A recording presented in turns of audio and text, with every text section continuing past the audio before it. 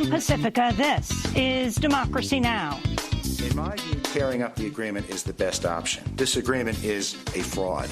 It was sold fraudulently to the American people. There are numerous side deals that were not disclosed to Congress when it voted on the agreement in September of 2015. The White House taps Fred Fleitz, longtime senior staffer at an anti-Muslim think tank, as the new chief of staff for National Security Advisor John Bolton. Fleitz also wrote a book titled Obama Bomb, a dangerous and growing national security fraud, calling on a future president to tear up the nuclear agreement with Iran on the first day in office. We'll speak with New York Magazine editor Eric Levitz. His latest piece, Bolton installs anti-Muslim wingnut as NSC chief of staff. Then the Israeli Navy intercepts a boat of protesters, some of whom were wounded by Israeli snipers during nonviolent protests. We demand to break the blockade. I hope to seek medical treatment in other Arabic countries because of my injury. The attempt to sail today aims to help us break the blockade. The flotilla attempted to break the naval blockade on the 8th anniversary of Israel's attack on the Turkish Mavi Marmara flotilla that killed 9, including a U.S. citizen. We'll speak with an organizer of the Gaza flotilla and with an Israeli citizen on board the Freedom Flotilla ship, which just arrived in the port of Amsterdam and plans to go to Gaza. Then to Canada, where Prime Minister Justin Trudeau has announced the Canadian government will purchase the highly contested Trans Mountain Kinder Morgan pipeline. Our plan to fight climate change features both a national price on pollution, things like a world-class oceans protection plan, but also getting our oil resources to new markets through responsible pipelines. We'll go to Alberta to speak with Ariel Daranger, a member of the First Nation with Indigenous Climate Action. All that and more coming up. Welcome to Democracy Now!, democracynow.org, The War and Peace Report. I'm Amy Goodman. Talks between Secretary of State Mike Pompeo and North Korea's former spy chief Kim Young-chol have entered a second day here in New York. Kim is the most senior North Korean official to visit the United States in 2 decades. The meeting comes just days after President Trump called off a June 12th summit with North Korean leader Kim Jong-un, but there's still hope the summit will take place. Meanwhile, Russian Foreign Minister Sergei Lavrov is in Pyongyang, where he met with Kim Jong-un. The Federal Reserve has voted to loosen the Volcker Rule, a key financial regulation enacted after the 2008 financial crisis. The rule bars banks from using customers' deposits to make the bank's own risky bets. It was one of the key aspects of the Dodd-Frank Wall Street Reform and Consumer Protection Act. This comes as banks are taking in record profits, $56 billion during the first 3 months of this year. In news from Afghanistan, U.S. forces reportedly killed dozens of Taliban leaders while they were holding a meeting in Helmand province last week. According to the U.S., the dead included the deputy Taliban shadow governor of Helmand. Russian journalist Arkady Babchenko showed up at a press conference on Wednesday, just 1 day after he was reportedly murdered. He revealed he'd worked with Ukrainian security services to fake his own death in an effort to catch those who were trying to kill him. He apologized to his friends and his wife, who were not informed of the plan. I have buried both friends and colleagues many times, and I know this horrible feeling of having to bury them. I would like to apologize for what you have all had to go through, but there was no other way of doing it. Separately, I want to apologize to my wife for the hell that she has been through during these 2 days. Olechka, I'm very sorry, but there were no other options. Arkady Babchenko is a veteran war correspondent who has been sharply critical of Russian President Vladimir Putin's annexation of Crimea. President Trump has finally weighed in on ABC's cancellation of its hit show Roseanne after its star, Roseanne Barr, fired off a series of racist comments on Twitter. Trump made no reference to Roseanne's racist tweets about former Obama aide Valerie Jarrett, comparing her to an ape. Instead, Trump criticized ABC for never apologizing to him about what he described as the horrible statements made and said about me on ABC, he said. Meanwhile, Roseanne blamed her comments on sleeping pills. She said she was, quote, Ambien tweeting. In response, the drug's manufacturer said, quote, racism is not a known side effect of our drug. In related news, the cable news networks are facing criticism for spending far more time covering the Roseanne story than the stunning new Harvard report that found at least 4,645 people died in Puerto Rico due to Hurricane Maria. That figure is 70 times higher than the official death toll. According to Media Matters, the main cable networks covered Roseanne for over 10 hours on Tuesday and Wednesday morning. They covered Hurricane Maria's death toll in Puerto Rico for just over 30 minutes. Fox News spent just 48 seconds covering the Puerto Rico story. On Wednesday, San Juan Mayor Carmen Yulín Cruz posted a message on Twitter reading, "Never forgotten, never again." In an attached photo, she was wearing a hat with the number 4,645. To watch Democracy Now!'s coverage of that study, go to democracynow.org. A coalition of more than 40 racial justice and civil liberties groups have called on the Department of Homeland Security to release a secret memo about governmental efforts to monitor black activist groups and what the FBI calls black identity extremists. The memo is known internally as simply the Race Paper. A redacted version of the memo was released in 2016, but the government blacked out the entire document. In a letter to the Department of Homeland Security, the civil rights groups write, quote, "We are concerned that biases and inaccuracies reflected in the Race Paper could result in unconstitutional law enforcement activities throughout the country that disproportionately impact activist protesters and communities of color." To see our coverage of the issue, go to democracynow.org. In Charlottesville, more than 400 theologians, ethicists, and religion scholars have asked the University of Virginia to drop charges against a theology student who was arrested for refusing to leave an office in the school's law library where white supremacist Jason Kessler was doing research. Kessler organized last year's deadly neo-Nazi rally in Charlottesville at the university. The student, Eric Martin, defended his act of nonviolent civil disobedience. He said, quote, "It was done with a rosary in my pocket. This is what it is for me to be a Christian, to resist things that are evil. White supremacy is evil," he said. Martin's a graduate student at Fordham University, where he's writing his dissertation on Father Daniel Berrigan.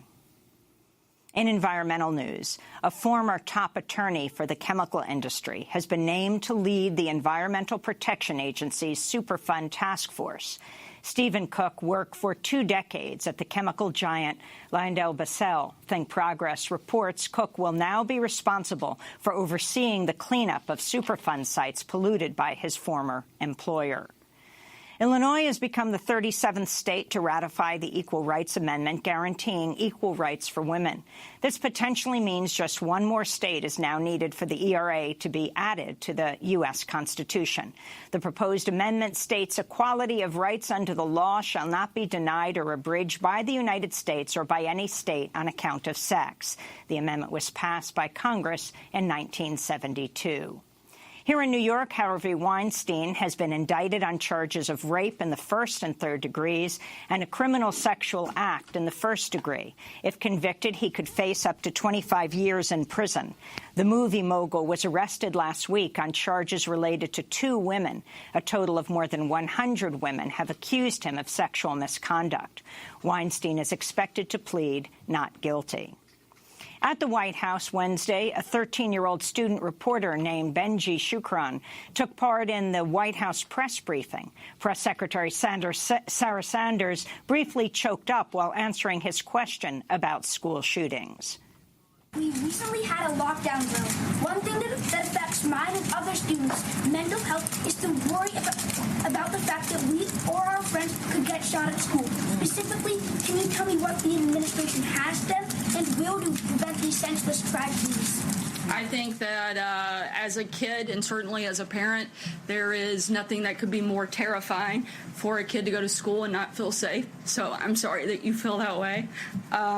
This administration takes it seriously, And the School Safety Commission that the president convened is meeting this week, again, an official meeting to discuss the best ways forward and how we can do every single thing within our power to protect kids in our schools and to make them feel safe and make their parents feel good about dropping them off. Meanwhile, Republican Congresswoman Diane Black, who's running for governor of Tennessee, has weighed in on the cause of school shootings.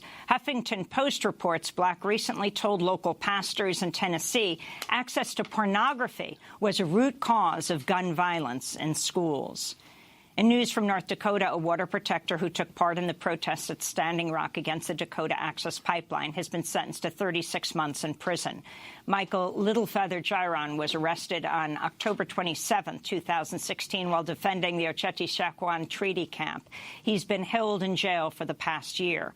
Littlefeather's wife, Leila Cowboy, said on Wednesday, the legacy of genocide and broken treaties has shown us that when Indigenous people stand up to protect the water and the land from the colonization of resources, we will always be met with repression and violence. This struggle continues, she wrote. In news from Mexico, a top United Nations official has said there are strong indications Mexican security forces have been involved in the recent disappearances of nearly 24 people in the city of Nuevo Laredo. The city is located across the Rio Grande from Laredo, Texas. Elizabeth Throssell is a spokesperson for the UN High Commissioner for Human Rights. Well, the UN Human Rights Office has documented 21 cases of disappearances in Nuevo Laredo in Tamaulipas over the past 4 months. And there are strong indications that members of a federal security force may have been involved in their disappearances. In other news from Mexico, a journalist has been beaten to death in the northeastern state of Tamaulipas. Hector Gonzalez Antonio became at least the 6th Mexican journalist killed so far this year. CNN is reporting the United States has quietly funded and equipped elite paramilitary police officers in El Salvador who are accused of illegally executing gang members. One U.S.-backed police unit killed 43 alleged gang members in the first 6 months of last year. The U.S. funding came as part of the Mano Dura, or Firm Hand program, which began in 2003 and was expanded by President Obama in 2014. Brazilian oil workers are waging a 72-hour strike in a new blow to President Michel Temer. This follows a nationwide 10-day trucker strike that's coming to an end. Oil workers oppose plans to privatize the state-run oil firm Petrobras. This company belongs to the Brazilian people. Oil belongs to the Brazilian people. We are fighting for that, and we are not taking a step back. In news from Florida, the family of an African-American father shot dead by authorities in his own garage has been awarded just 4 cents by a federal court jury. Gregory Hill Jr. was shot dead in 2014 by a white St. Lucie sheriff's deputy who was responding to a complaint about loud music. The deputy shot Hill through a closed garage door. The jury initially ordered $4 in damages, $1 to Hill's mother for funeral expenses and $1 to each of Hill's 3 children. But since the jury found the sheriff's office was only 1% liable for Hill's death, they reduced the amount to just 4 cents. And those are some of the headlines. This is Democracy Now!, democracynow.org, The War and Peace Report. I'm Amy Goodman. And I'm Nermeen Sheikh. Welcome to our listeners and viewers around the country and around the world. We turn now to the longtime senior staffer at an anti-Muslim think tank who's been named by National Security Advisor John Bolton as his new chief of staff. Fred Fleitz formerly served as Bolton's Undersecretary of State in the George W. Bush administration. He now joins the Trump administration from the Center for Security Policy, a think tank founded by former Reagan administration official Frank Gaffney. The Southern Poverty Law Center designated the organization an anti-Muslim extremist group, saying its main focus is, quote, demonizing Islam and Muslims under the guise of national security. Statements from Frank Gaffney and other CSP staffers, along with claims made in CSP publications, have become increasingly conspiratorial in nature, making such claims as Muslims are attempting to overthrow the U.S. government from within and that Sharia law is trumping the Constitution in American courts. After last year's London Bridge terror attack that killed 8 people, Fleitz said the failure of British Muslims to assimilate was partially to blame for Islamic radicalism. In an interview on Breitbart News Daily, Fleitz was asked about other religious communities in the United States who've also not assimilated. It's certainly true. There are some communities in the United States that have not assimilated. I'm not concerned about Amish or Jewish communities, but I will tell you that there are enclaves of Muslim communities in Michigan and Minnesota that concern me. We know that in Minnesota there's a rising rate of measles because the community has not assimilated into the rest of the community and is not vaccinating their children. This is wrong. This is a big problem. The problem with these Muslim communities is that it is making them susceptible to this radical worldview that wants to destroy modern society, create a global caliphate, and impose Sharia law on everyone on earth. Fred Fleitz is also the author of the 2016 book Obama Bomb, a dangerous and growing national security fraud, in which Fleitz wrote, quote, "The most intellectually honest way for a future U.S. president to deal with the nuclear agreement with Iran is to tear it up on his first day in office." Civil rights groups condemn Fleitz's appointment, and the group Muslim Advocates issued a statement that, quote, "The White House continues to be the nation's central organizing body for white supremacists."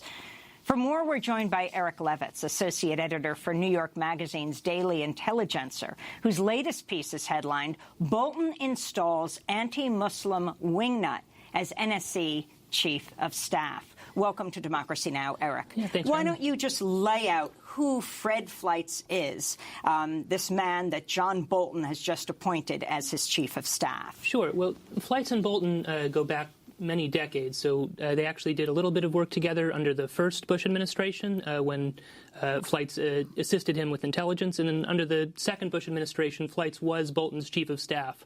And in that role, he was kind of known as Bolton's enforcer. When they got into conflicts with the career staff at the State Department and CIA, Fleitz would fight for Bolton's point of view. And this is when Bolton worked under George W. Bush, yes. And talk about some of the controversies that Fleitz was then and has since been involved with.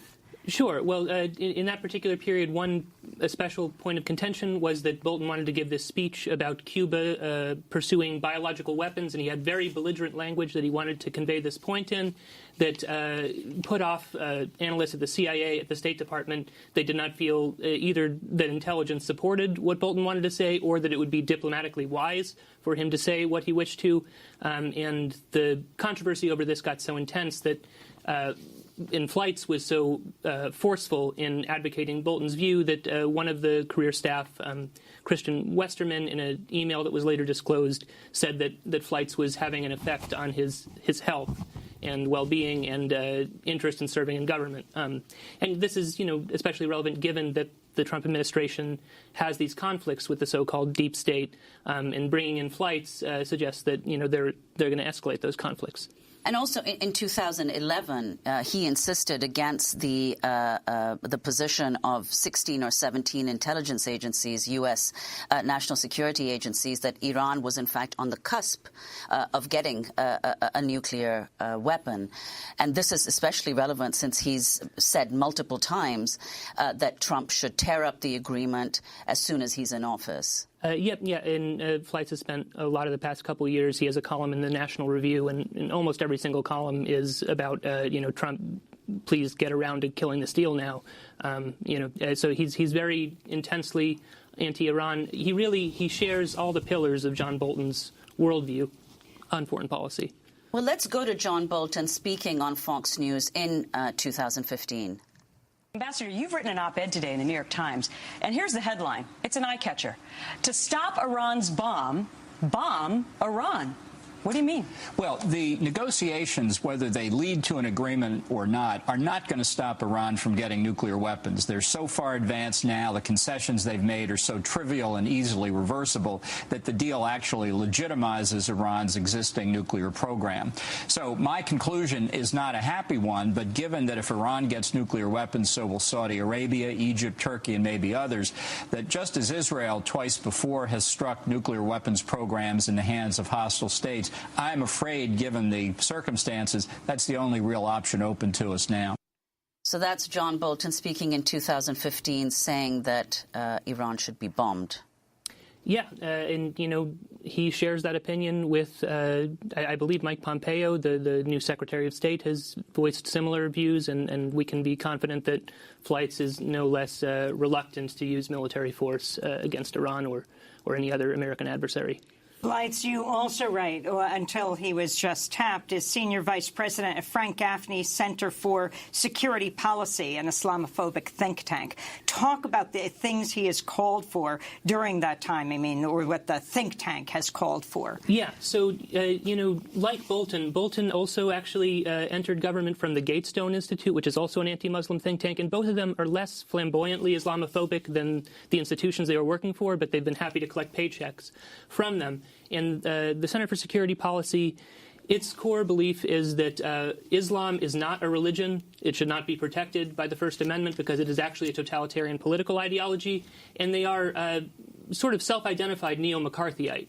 They believe that about 80% of mosques in the U.S. and all prominent American Muslim organizations are front groups for the Muslim Brotherhood, an international Islamist organization that wants to take over the United States. And the analogy is drawn directly from Soviet communism. And they believe that the Muslim Brotherhood has infiltrated the highest levels of U.S. government. And we need a new House Un-American Activities Committee to suss out the Muslim Brotherhood infiltrators. They've talked about that less now that Trump is in office, but when the Obama administration was in power, it was really imperative to get the Muslim Brotherhood out of there. Calling for an investigation of the Islamist fifth column in this country. Correct. Well, Gaffney, the head of this organization, was once banned from CPAC, the Conservative Political Action Conference. And in fact, it was John Bolton who intervened and had that ban lifted on Gaffney. Can you explain what happened? Correct. Yeah, sort of, again, like the McCarthyites, eventually they started shooting at targets that mattered even to their own coalition. So in, I believe, 2011, Gaffney accused both a Muslim conservative member of the American Conservative Union and Grover Norquist of being abettors of the Muslim Brotherhood takeover, ostensibly because Norquist's wife is Palestinian-American. I'm not sure that there was any other basis beyond that. And the reaction was to informally pass this resolution that Gaffney was not allowed to speak at CPAC. In 2016, after Trump's campaign really sort of changed the way that the conservative movement thought about the bounds of acceptability on Islamophobia and anti-Muslim bias, Bolton personally intervened, according to reports from The Atlantic, to have Gaffney's ban from CPAC lifted, and Gaffney has spoken at the last, I think, 3 conservative political action conferences. Let's go back to June 2013, 2 months after the Boston Marathon bombing. Then Congress member Mike Pompeo erroneously claimed Muslim groups had not condemned the attack. Just under 2 months since the attacks in Boston, and in those intervening weeks, the silence of Muslim leaders has been deafening. When the most devastating terrorist attacks on America in the last 20 years come overwhelmingly from people of a single faith and are performed in the name of that faith, a special obligation falls on those that are the leaders of that faith. Silence has made these Islamic leaders across America potentially complicit in these acts. If a religion claims to be one of peace, Mr. Speaker, its leaders must reject violence that is perpetrated in its name. A day after Congressman Pompeo gave those remarks, the Council on American Islamic Relations wrote to him demanding an apology. CARE and a number of other major Muslim organizations had in fact condemned the marathon bombings, many within hours of the attack, and organized blood drives and other relief efforts in Boston. Pompeo never apologized or responded to the letter from CARE. Of course, Pompeo now the Secretary of State. If you can talk about, this era now that we're talking about, John Bolton comes in, immediately Trump pulls out of the Iran nuclear deal, then goes on to cancel the summit with North Korea. You write that in March of this year, Fleitz published a book titled The Coming North Korea Nuclear Nightmare, What Trump Must Do to Reverse Obama's Strategic Patience. Yeah, so, I mean, I think predictably it seems like Fleitz and Bolton are on the same page on North Korea. And, Bolton has specifically suggested that negotiations with North Korea are not worth really pursuing, that it's good that Trump and Kim are meeting personally, because then we can have the highest possible level diplomatic effort fail and proceed to bombing North Korea. And Fleitz's position seems pretty similar. Well, Bolton is, in fact, the third head of the National Security Council under the Trump administration. Could you say a little about his predecessors, in particular Michael Flynn, and the positions that they've taken on Islam and on Muslims in general? Sure, yeah. So arguably one of the scariest things about the Trump administration when it first took power was the fact that Michael Flynn was in charge of the National Security Council. Flynn was a, intelligence operative for many years, but he took a turn after he left the Obama administration, and he was a rabid conspiratorial Islamophobe. He felt that he said that the Florida Democratic Party was trying to install Sharia law in the Sunshine State. He suggested that there were billboards lining the southern border of the United States with messages to ISIS telling them where the border was weak so that they could come in. And he brought with him people of similar frame of mind. And so the National Security Council under Flynn did things such as compose this memo that suggested, that detailed this elaborate conspiracy between establishment Republicans, globalist bankers, Islamists and Marxists to take down President Trump because they recognized him as an existential threat to cultural Marxist memes. So this was the kind of national security policy that was being formulated under Flynn. I mean, they were doing other stuff, but wacky stuff was happening.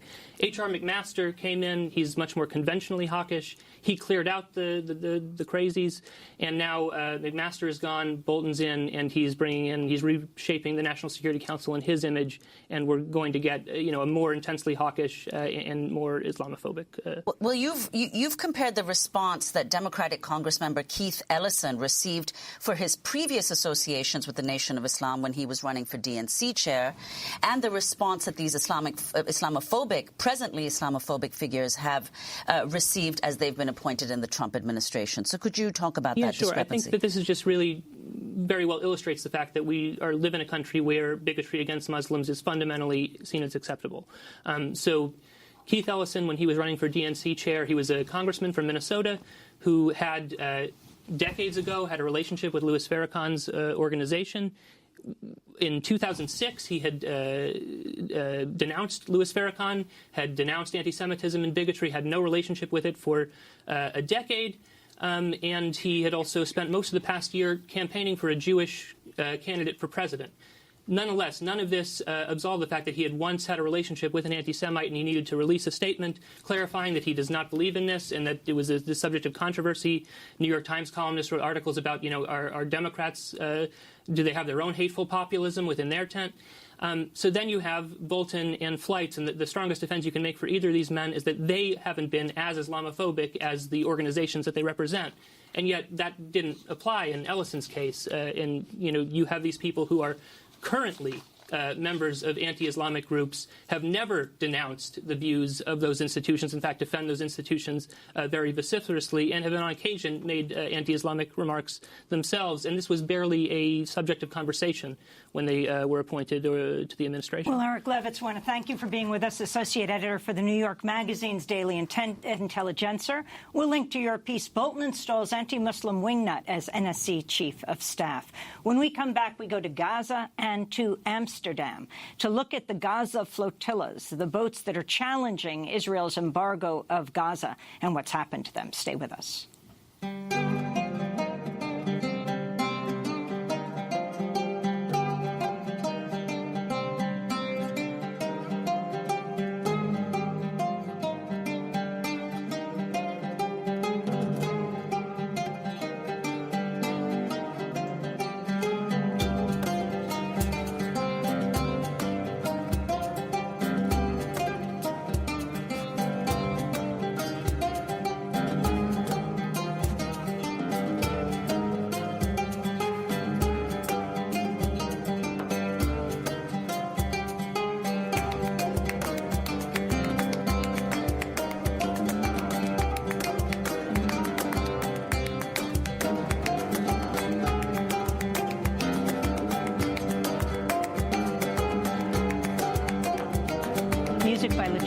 Tehran. Here on Democracy Now!, I'm Amy Goodman with Nermeen Sheikh.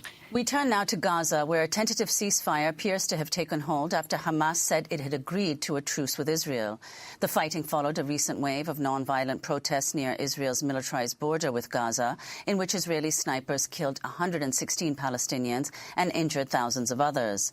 On Wednesday, Israeli Prime Minister Benjamin Netanyahu stopped short of declaring a formal ceasefire. Those responsible for the escalation, inspired by Iran, are the Hamas regime, the Islamic Jihad, and the other terrorist organizations. I am not detailing our plans because I do not want the enemy to know what lies in store for him. But one thing is clear to him. When they test us, they pay immediately. And if they continue to test us, they will pay far more. This comes as 4 Israeli warships intercepted a flotilla that tried to challenge Israel's naval blockade of the Gaza Strip on Tuesday. More than a dozen unarmed people were on board, including injured protesters and cancer patients seeking medical treatment abroad. The protest came as Israel is constructing a fortified maritime barrier.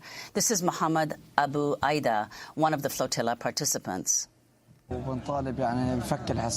We demand to break the blockade. I hope to seek medical treatment in other Arabic countries because of my injury. The attempt to sail today aims to help us break the blockade. The flotilla's attempt to break Israel's naval blockade coincided with the 8th anniversary of Israel's attack on the Mavi Marmara flotilla, which killed 9 activists while the boat was sailing in international waters, one of them an American citizen.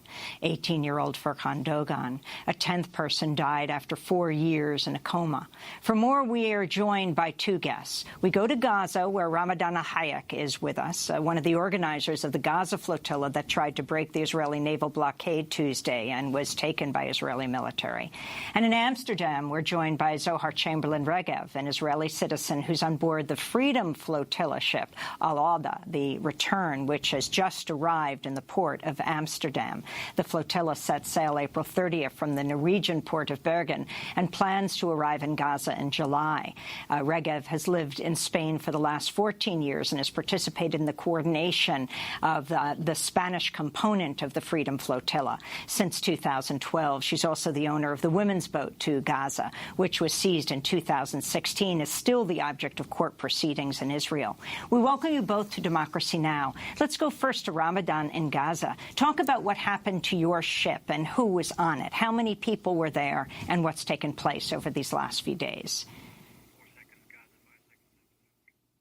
Well, first of all, the idea came from the severe pain and suffering of a 12-year Israeli blockade on Gaza Strip, in which 2 million of the Palestinian people's lives were devastating. We are talking about more than 45% of unemployment rate, one of the highest rates in the world, and more than 45% of shortages in medical treatment and medical equipment here in Gaza, in the hospitals of Gaza, and as well as more than 150,000 Palestinian students who have been graduated and now without job or work. And at the same time, on the 8th anniversary of attacking Mavi Marmara, which was sailing toward Gaza to break the siege, the passengers, there were about 17 passengers on the boat, which is called Freedom Boat.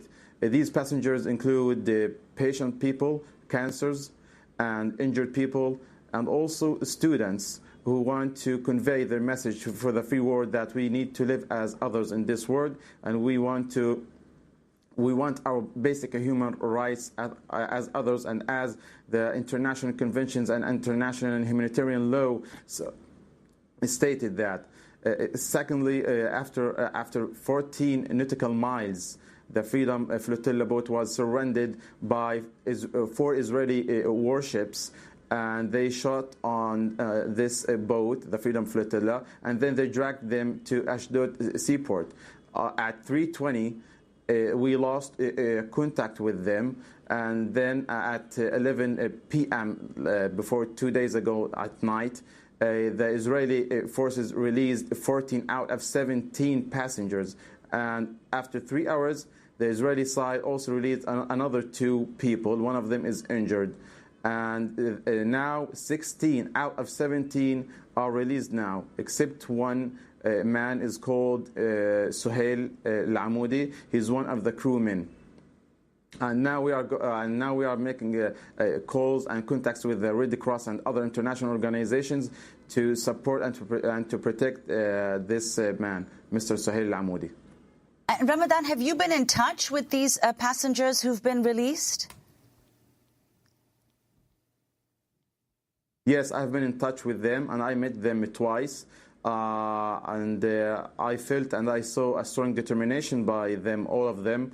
And they told me, especially personally, that we will continue and we want another boats to go outside to the world in order to build our future, for access for medical treatment and access for education. This is our rights. We will struggle for life. I want to go to Zohar Chamberlain Regev, the Israeli citizen on board the Freedom Flotilla ship called Al-Ada, which means the return. You have just arrived in the port of Amsterdam. Talk about this ship and what you're planning to do with it and why you, as an Israeli citizen, are aboard.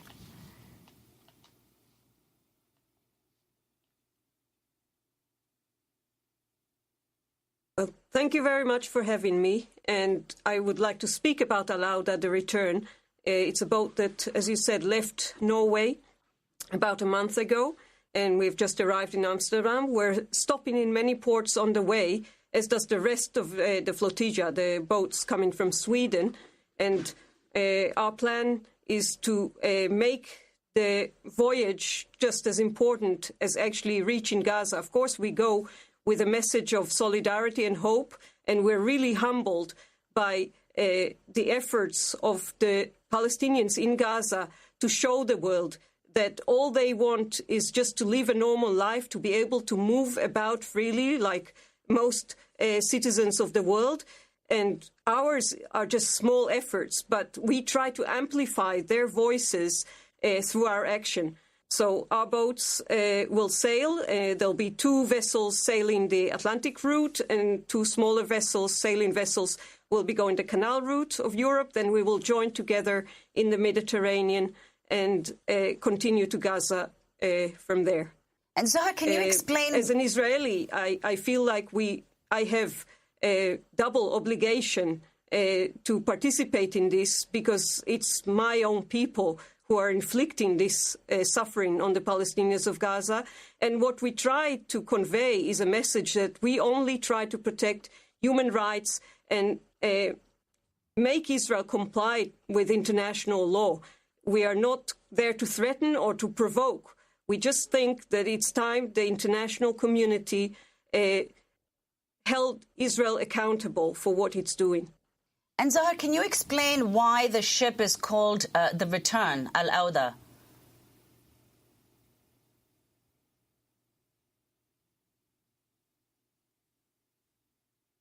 Yes, of course. We have planned this mission for quite some time, actually since before the Women's Boat to Gaza mission. We've said that in 2018 we will try to make a more visible mission. We knew, of course, that it was going to be the 70th anniversary of the Nakba. And we try through our mission that is called Right to a Just Future for Palestine, we try to focus on both the youth in Gaza. There are many young people in Gaza. And as we see, they are willing to actually risk their lives just to be visible. They say we would rather die by a sniper shot and still, do this in front of world's eyes. And actually their march of return has made Gaza a news item right now. And we wanted to, combine our efforts with that and to put the Gaza situation in the context of the occupation and dispossession of Palestinians from their native lands that goes back 70 years and even more. Zohar Chamberlain Regev, you're an Israeli citizen. You're also an amputee. And I was wondering if you can talk about how that affects the way you see this situation? Again, the last 6 weeks of the nonviolent Palestinian protests have seen over 115 Palestinians killed, over 12,000 wounded. You have many amputees. Can you discuss this?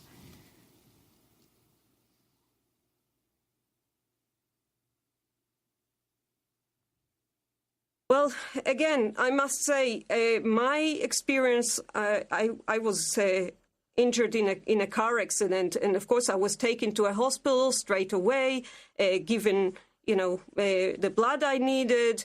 I was taken care of. And now when I hear about Israeli snipers shooting people in the knee with all sorts of strange ammunition that nobody recognizes and that is just destroying their limbs, and then that Israeli authorities or Israeli court refuse to let them come through Israel to get treatment, and they amputate them because they cannot take care of them in Gaza.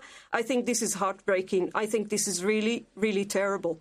And what message do you have? Of course, my experience is that, but, it just gives me a glimpse into what that could be. What message do you have for Prime Minister Benjamin Netanyahu?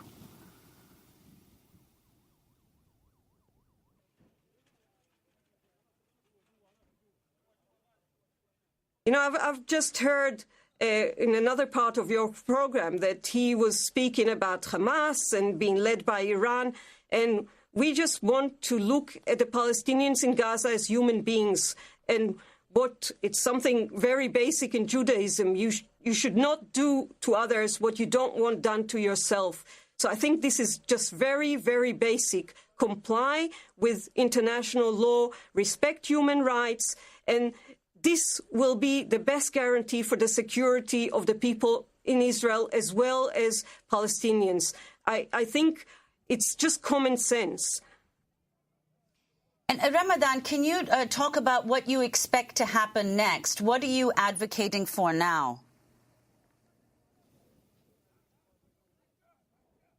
Well, actually, we are talking about a coastal enclave, which is Gaza Strip, which is under an Israeli siege for more than 12 years ago. And Israel is in an occupying power, although it's already disengaged from Gaza in 2005, leaving it. And Israel still controls the air and land and sea of Gaza Strip. So in the coming days, there might be another ships toward the free world in order to convey the Palestinian people message in Gaza Strip and the Palestinian cause, because this is a justice cause, and we are talking about a siege that is becoming more worse than before. For example, 2018 is the most worst year in the past 12 years, and it's becoming on the verge of collapse on all of the sections here, and all aspects of life in Gaza Strip is becoming more dangerous. And what does it mean to you, Ramadan, that an Israeli citizen, that people like Zahar are part of this flotilla?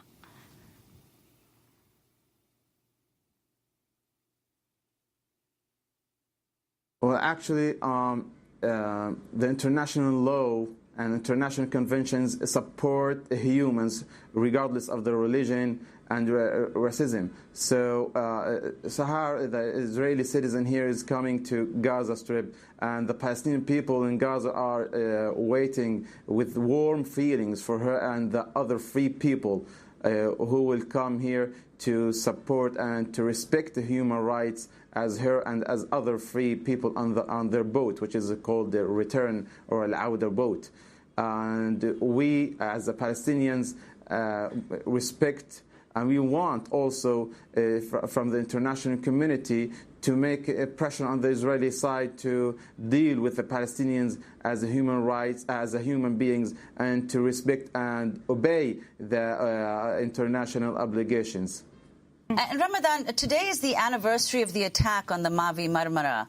How much do you think has changed in Israel since then, or in the Gaza Strip?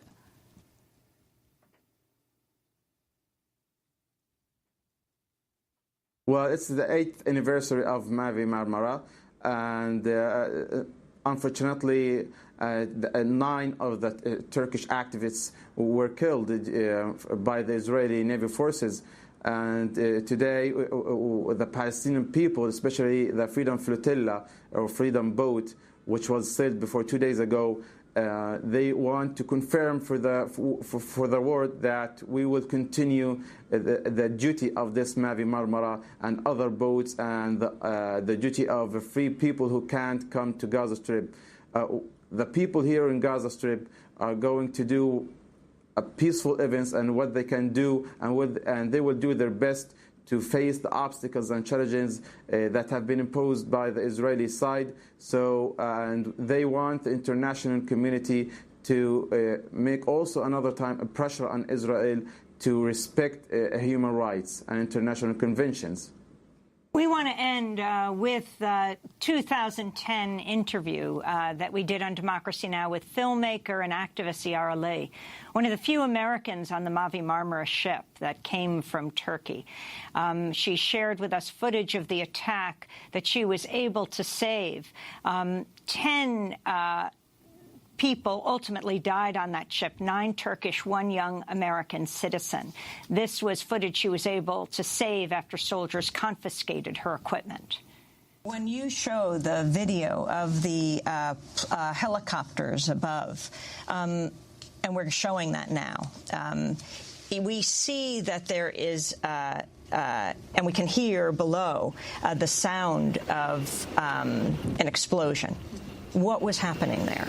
I can't give you all the technical information about what is rubber bullet sound, what is, live ammunition, but obviously they came with live ammunition, and very minutes afterwards we had the megaphone in our rooms, in every room in the ship, saying, stay quiet and calm, they're using live ammunition, there is no way we can resist, they are taking over the ship, just stay calm and don't resist at all,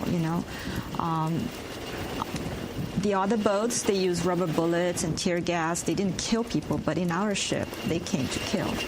And in fact, 9 people were killed. Another one would die after that. One of them, a young American citizen, that was Yara Lee, who was speaking, sharing her video footage. 8 years ago, the Mavi Marmara was attacked by the Israeli military. Now we're talking about this latest flotilla, and ending with Zohar Chamberlain-Regev, who just came into the port of Amsterdam from Norway, an Israeli Jewish citizen on board the Freedom Flotilla.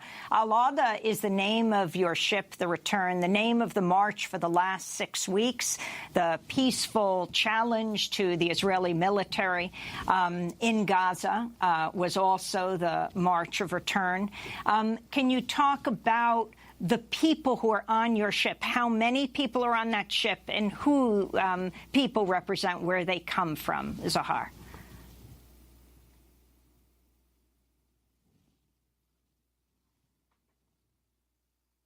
Yes, we come from many different countries. We're Jews, Muslims, Christians, atheists.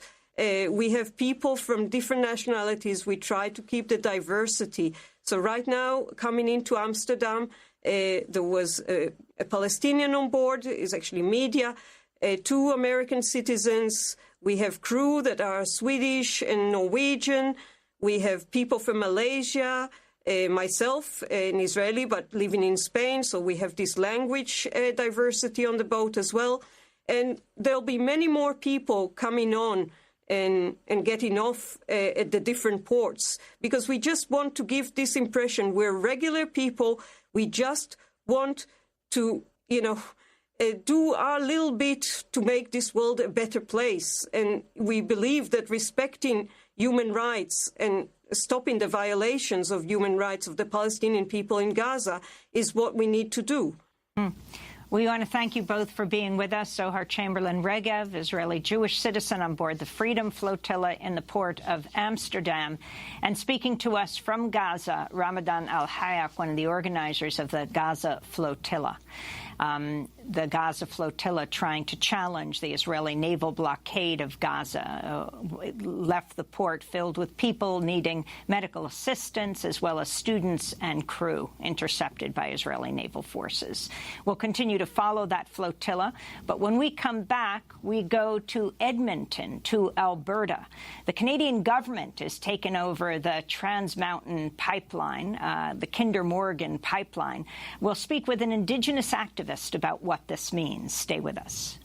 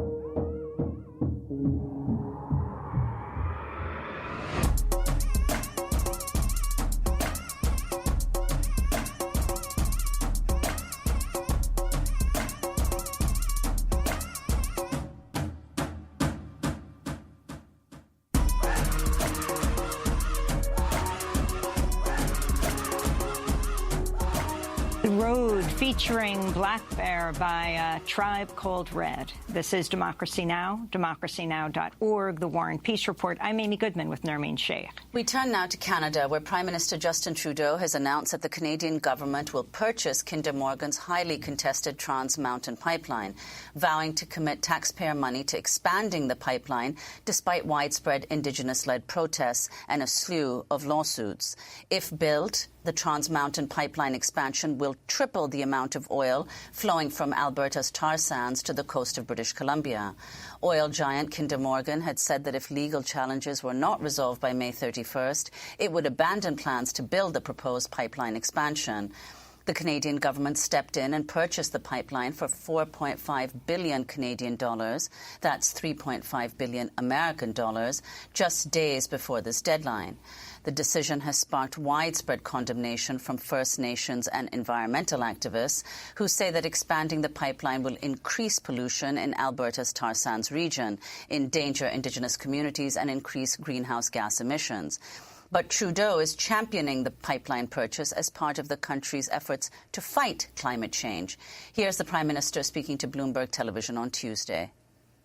Our plan to fight climate change features both a national price on pollution, things like a world-class oceans protection plan, but also getting our oil resources to new markets through responsible pipelines. Trudeau says the Canadian government purchased the pipeline because Kinder Morgan deemed the project, quote, too risky. The government will now be responsible for the expansion project, which will add a second pipeline to about 610 miles of the already existing 715-mile Trans Mountain Pipeline. This is not the first time Trudeau has supported big oil. Last January, he welcomed the decision by Donald Trump to move ahead on the Keystone XL pipeline project.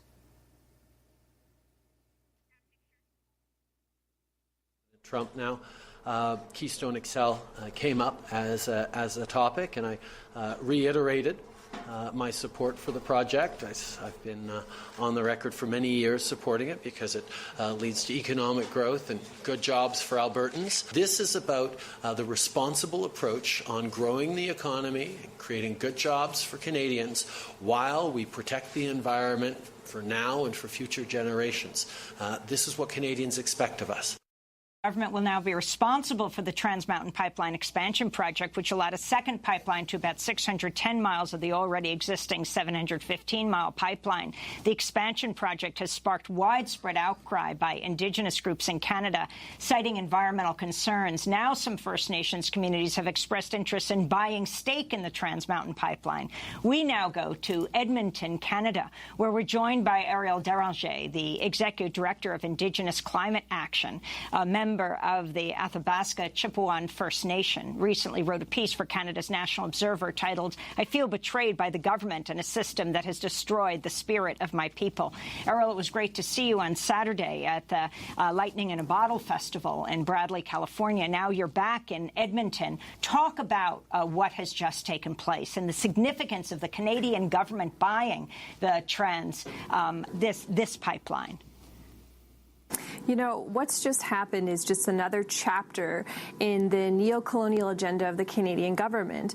We're seeing land being appropriated from Indigenous communities for the construction of a project in collusion with corporations that is deemed in the public's interest and is undermining the rights of Indigenous communities, but it's also undermining the safety and health and security of all people by perpetuating more greenhouse gas emissions into the atmosphere and violating the rights of everyone. We're talking about a government that's doing a 180 on all of its election platforms to implement the UN Declaration on the Rights of Indigenous Peoples, platforms to address the climate crisis, platforms to address the boil water advisories in First Nations communities. And instead, what we're seeing is taking public funds to invest in a risky, economically risky project, environmentally degrading project, and a project that violates the rights of Indigenous peoples. We are taking huge steps backwards in progress, and this is no longer a progressive government. This is a backwards government.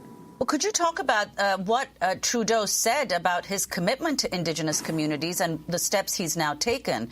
Were Indigenous communities at all consulted on this decision? You know, this is a tricky area. The Trudeau government and even the Alberta government here in the province under the Premier Notley, they made really big promises to implement the UN Declaration on the Rights of Indigenous Peoples, which its foundations are really premised on free, prior, and informed consent. Now, what we've seen slowly since election time is that this promise has been sort of degraded and downgraded a little bit, from free, prior, and informed consent to saying things like First Nations don't have veto power, consent doesn't really fit into our systems, to really looking at, like, how are we doing real consultation with First Nations communities? The consultation has been downgraded. Yes, First Nations are consulted, but what does consultation really mean? If we say no to a project, it's just no. It means nothing in the long run. It just means, yep, they've checked off the box that they've consulted with the communities don't agree, and let's keep moving forward. And when we talk about things like in the public interest, whose interest is that? Like, it's not the interest of First Nations communities, and it just gets to a point where First Nations are bullied. We're literally bullied. We're coerced, which is another violation. We don't have that free of coercion, intimidation, prior information being given to our community so we can make the best informed decisions on yes or no of these projects. Instead, we're bullied by both the government and by corporations to say yes to these projects so that they can go on record and say that they did their due diligence. Ariel, can you talk in this last minute about the environmental effect of mining tar sands oil in Alberta, where you are, and what it means for the government now to be in charge of that? Yeah, so right now what we're seeing is that this project, the Kinder Morgan project, the government buying it out is sending a green light, a signal to Alberta that absolutely, let's keep going. It's business as usual. Let's just keep developing this oil as much as we can. But what we've seen over the last 50-plus years in the region is that this project has led to the degradation of our ecosystems, from contamination to water systems, contaminations to food sources like fish and land mammals. We've seen the contamination to our air quality. And what this has led to is the degradation of the overall health of Indigenous communities and communities in the region, but also the overall health and survival of the culture and Indigenous rights of those communities that rely on those ecosystems for their rights. You know, we all have jobs. This is great. We all have jobs, but at what cost? The cost is a degradation to our human health and safety, not just for this generation, but for multiple generations to come. come. We have not created the policies and the regulatory oversight to ensure the safety of our communities, to the point that we're still approving projects that aren't even meeting the bare minimum standards, that aren't even protecting environmental and human health rights now. We're approving tailings ponds and tar sands all the time. Ariel Deranger, we want to have to leave it there. We're going to do a part 2, put it online at democracynow.org. Ariel Deranger is Executive Director of Indigenous Climate Action. I'll be speaking in Atlanta, Georgia on Saturday at 5 o'clock. Check our website, democracynow.org. I'm Amy Goodman with Nermeen Sheikh. Thanks for joining us.